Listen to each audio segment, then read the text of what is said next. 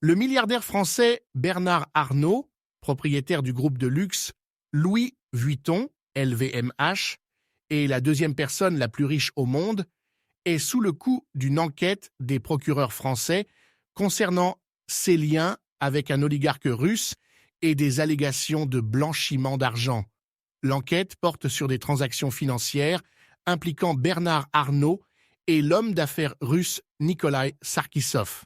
Les procureurs de Paris examinent des transactions liées à l'achat de biens immobiliers à Courchevel, une station de ski alpine française connue pour être un lieu de prédilection pour les ultra-riches.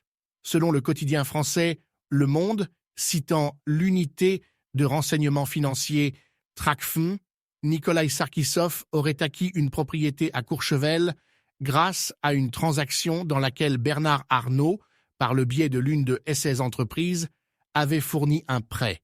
L'entreprise de Bernard Arnault, le groupe LVMH, détient des marques de luxe telles que Louis Vuitton, Moët Champagne, Hennessy Cognac, Tiffany et Tag Heuer, entre autres.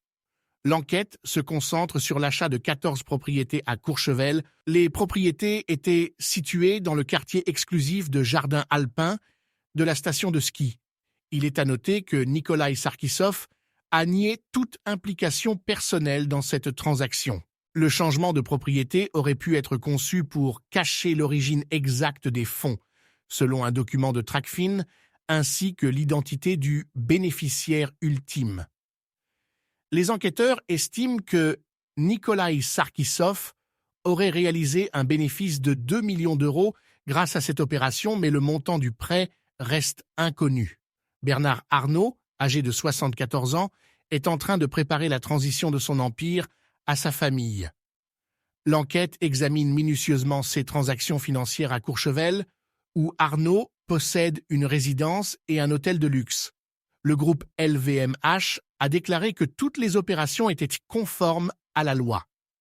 Cette enquête met en lumière une affaire complexe de transactions financières internationales et soulève des questions sur d'éventuels actes répréhensibles.